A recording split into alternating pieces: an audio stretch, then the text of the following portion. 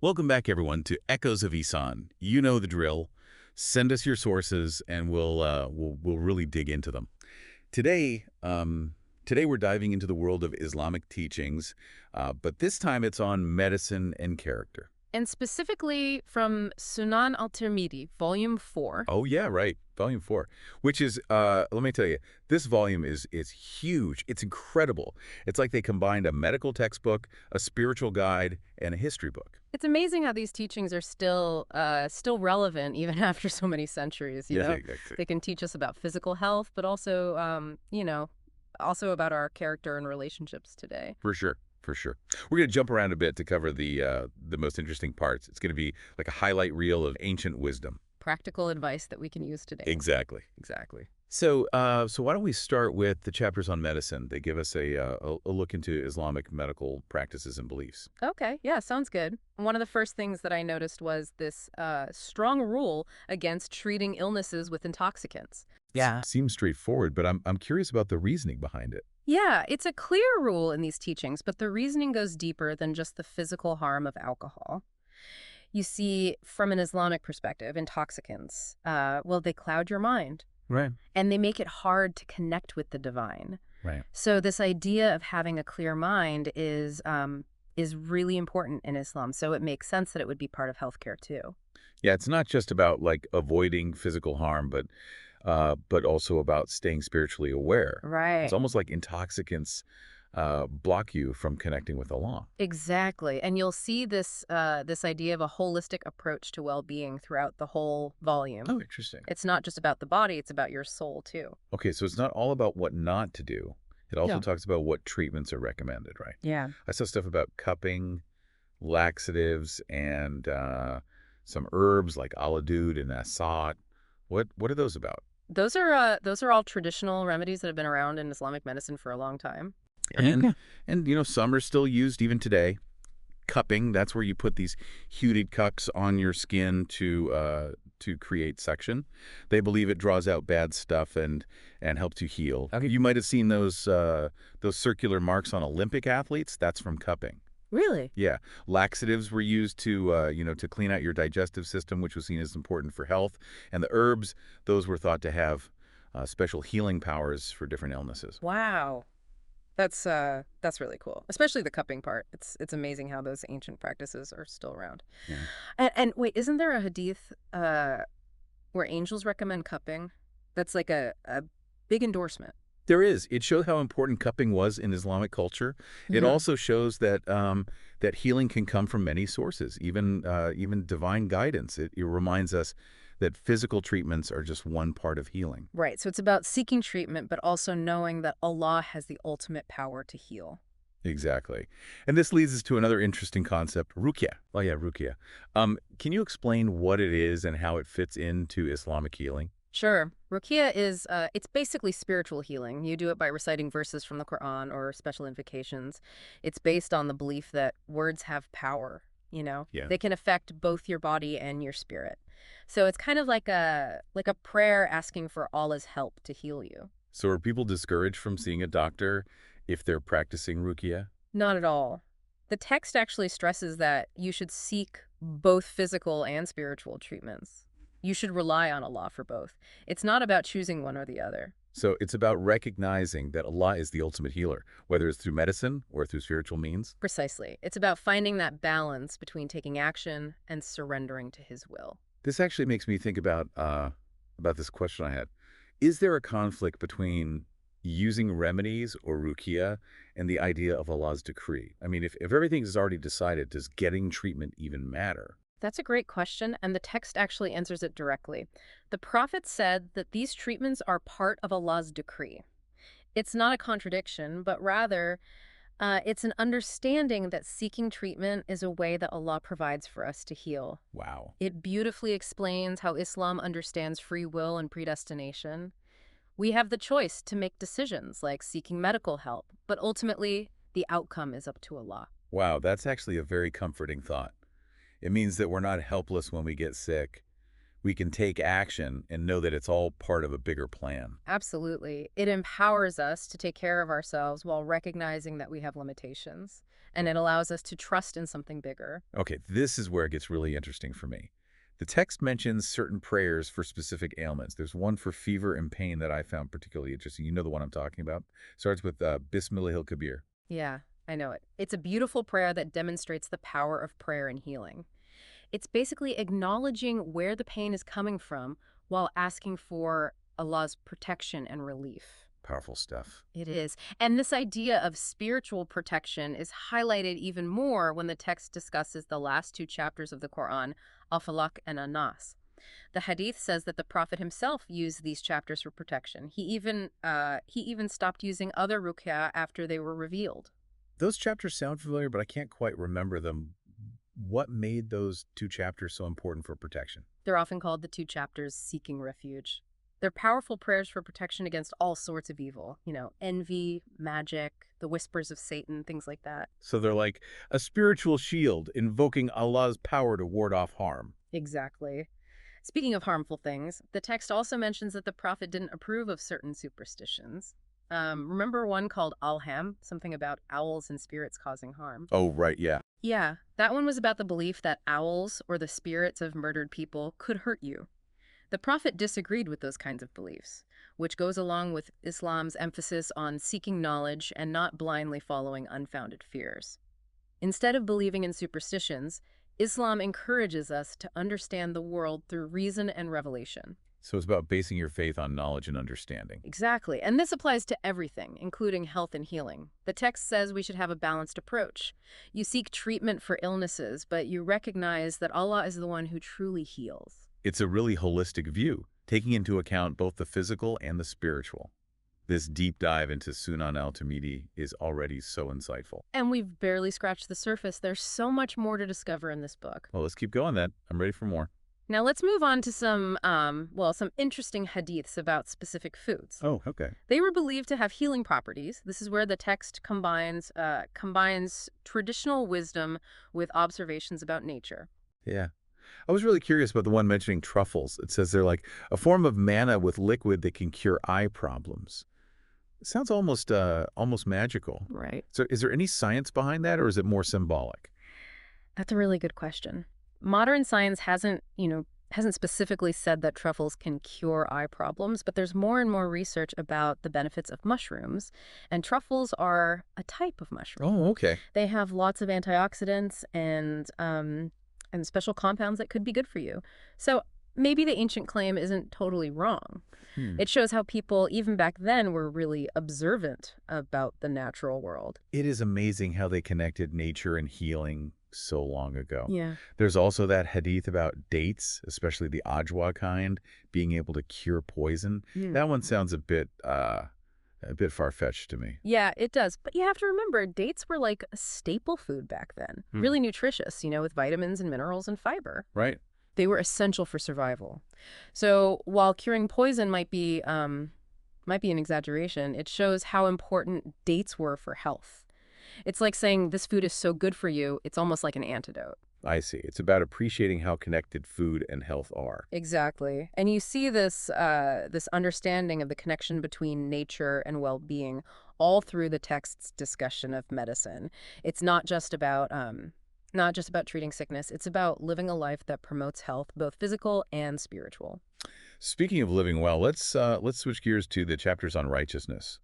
It's really striking how much emphasis they put on good character and actions.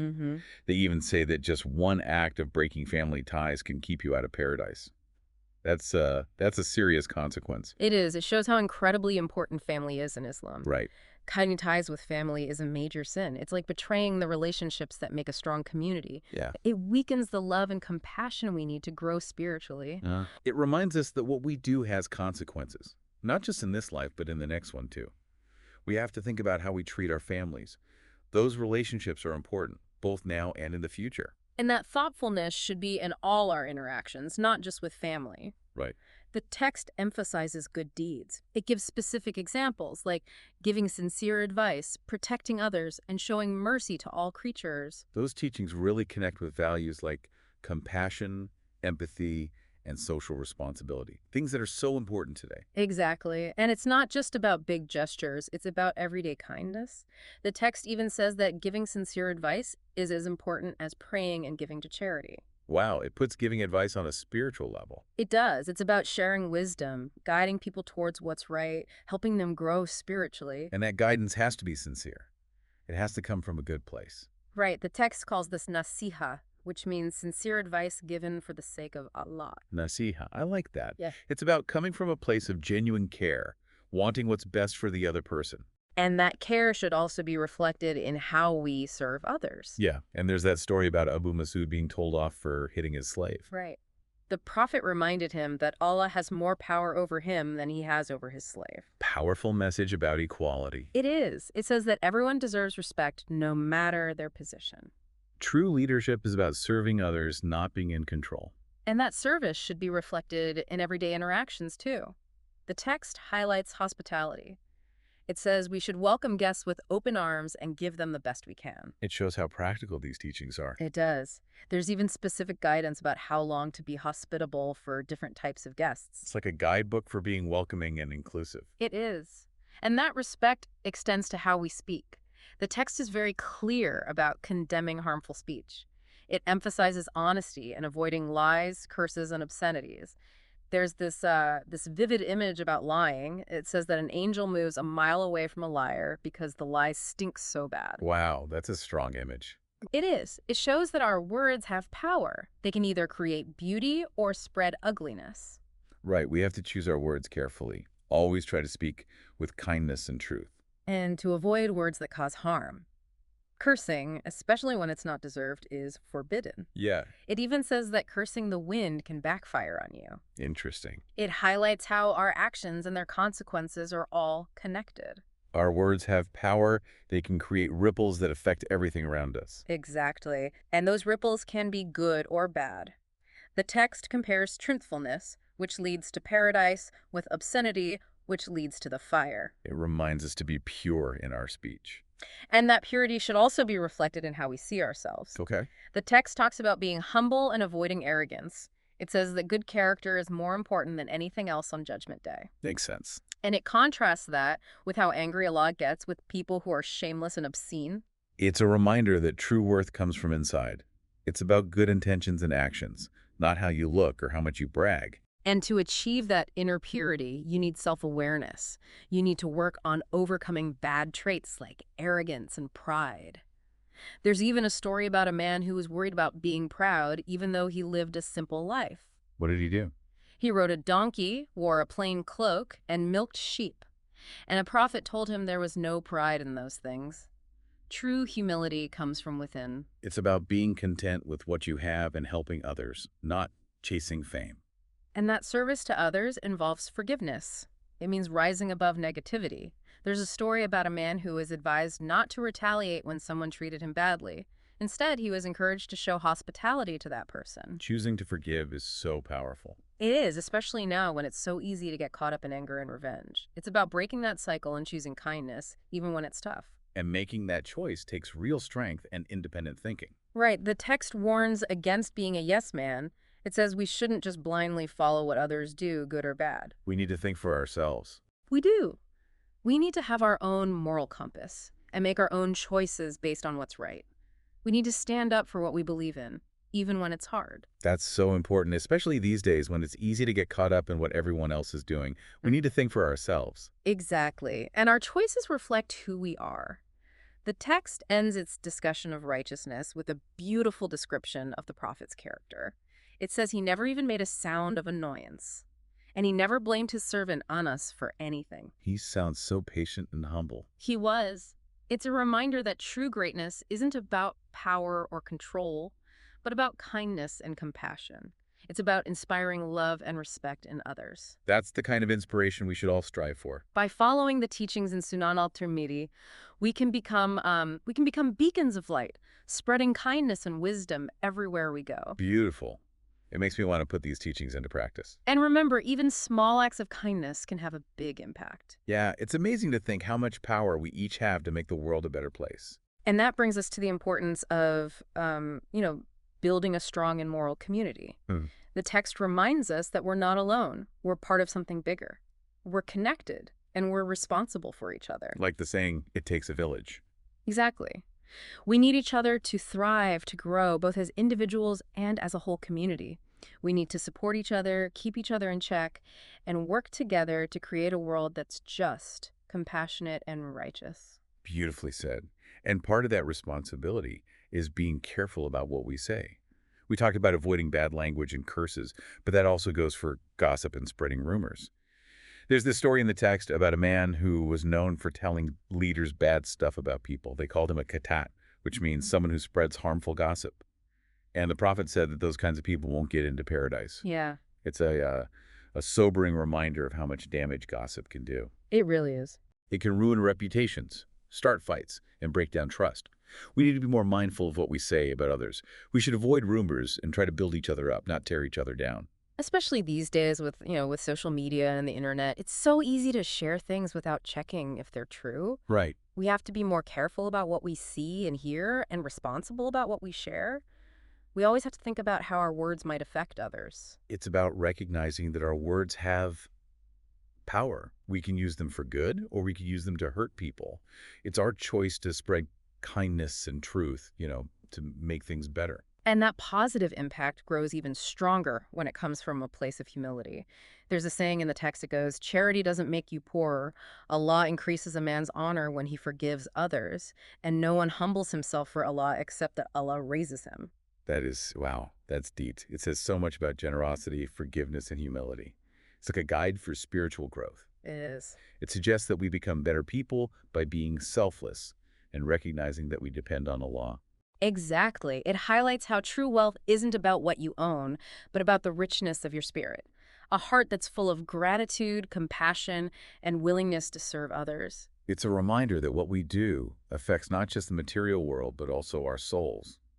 When we choose to be kind, generous, and humble, we benefit everyone, including ourselves. And that, in turn, brings us closer to Allah. Yeah. It helps us find the peace, the joy, the contentment that comes from living in accordance with His will. Well, I think we've really unearthed some treasures from Sunan al Tirmidhi, Volume 4. Well, yeah. We've learned about the importance of good character, Islamic views on medicine, and how much our intentions matter in everything we do. Yeah. What are some of the key takeaways that you'll remember? For me, it's the focus on being sincere. It's especially important when you're giving advice or helping others. It's about approaching everything with a pure heart, wanting to please Allah and do good for others. That's a powerful thought.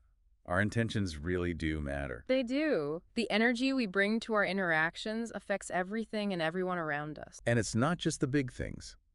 Even small acts of kindness, even to animals, can have a big impact. It all comes down to understanding that we're all connected and being compassionate to everyone and everything. Another important takeaway is the practical advice about healthcare. It's really interesting how Islam combines spiritual and physical remedies. Right. It encourages us to look at healing in a holistic way, and it reminds us that healing can come from many sources and that our faith can give us strength when we're sick. It's about understanding that our bodies and our spirits are connected, and we need to take care of both. And I thought the part about Allah's decree was really profound. It emphasizes trusting in His plan while also being proactive. It's about finding that balance, right? Yeah. Putting in the effort, but also recognizing that we're not in total control. Right. So we try our best, but also acknowledge that there's a bigger plan at work. Exactly. And, the text gives us this beautiful image of the prophet, his patience, his gentleness, his humility. It makes you wonder, how can we be more like that? Especially in a world that often rewards aggression and self-promotion. That is a great question. It's tough, for sure, but I think it starts with knowing yourself. Yeah. We need to be aware of when we're being impatient or judgmental, and we need to actively choose kindness and understanding instead. It's a constant process of looking inward and trying to follow the Prophet's example in our everyday lives. I couldn't agree more. It's a journey worth taking. Well, listeners, we hope this deep dive into Sunan al Tirmidhi has encouraged you to learn more and think about how you can apply these teachings to your life. It's a text filled with wisdom that can help us navigate the challenges of our world. And remember, even small steps towards these principles can make a big difference in your life and in the lives of the people around you. Thank you for joining us on this exploration. Until next time, keep seeking knowledge, keep striving for good, and keep diving deep.